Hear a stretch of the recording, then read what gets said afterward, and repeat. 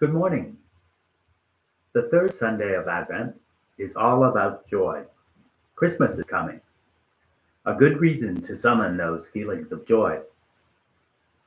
This year, though, summoning joy might be a problem.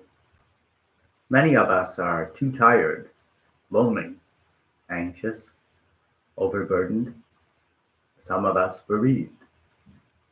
We think of workers who spend their days in PPE and then come home trying to keep their children, partners, and parents safe. Joy may well be elusive on this Advent Sunday morning. Today's readings invite us to become reacquainted with peoples whose struggles and life journeys provide parallels to our own. Isaiah speaks to his people with beautiful words of solace and comfort. He offers a promise of liberty and healing that must have seemed far-fetched to his people, the Israelites, who had lost their homeland and felt defeated and exiled. Paul speaks to his people, the Thessalonians, in similar terms, urging them to be joyful, even as their faith in the second coming of Jesus seriously began to waver. The psalmist gives us the words of the mother of Jesus, Mary, whose soul was full of joy at news that she would give birth to the Messiah. Her assent was clear and immediate, but how could it not be accompanied with fear and trepidation as well? And then there's Mary's nephew, John the Baptist, who reportedly went about his mission in the River Jordan with grim and mirthless determination, and who seems the least joyful of all of these ancestors of ours. But let's not equate joy with happiness. Each of these people had ample reason to be afraid or unhappy, to be worried, anxious, or lonely. But each of them exhorts us to be joyful. But what is this joy? And how can we find it on this third Sunday in Advent in 2020? Joy can be found in the quiet, underneath the distress, or in the calm sea beneath the waves.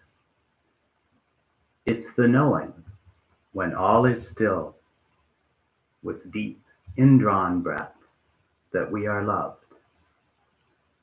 Joy is a grace unmerited, something we don't earn, something certainly in this dysfunctional, chaotic world that we can lose hold of for a time.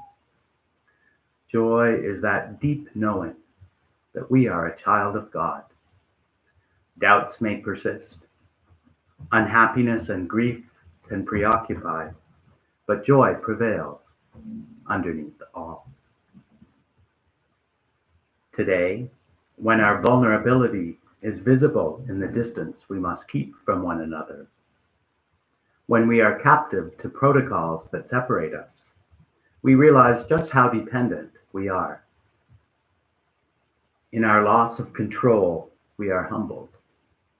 But we are heartened too, as we come together virtually, as we thank our caregivers, our first responders, our teachers, and our frontline workers. Our dependence and need for one another has been drawn in sharp relief. And in those still, quiet moments, we can recover the grace and joy that animates our relationship with a God who loves us. We know the story of John the Baptist and how he spent years in the wilderness, wrestling with and testing his call, setting out with grit and determination to testify to the light. His mission was not an easy one, but in fully and confidently accepting his humble call to point others towards Jesus, John must have been a truly joyful person. So it can be, too, with us.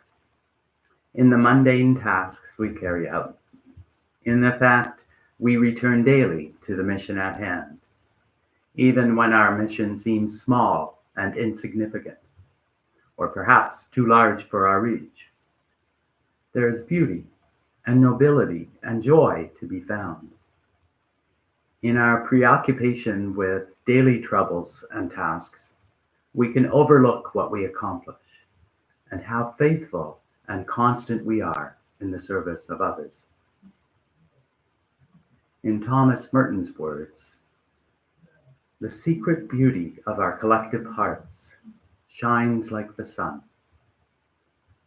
And if we could only realize this, I bet that John the Baptist was hard on himself. And I know that we are hard on ourselves too.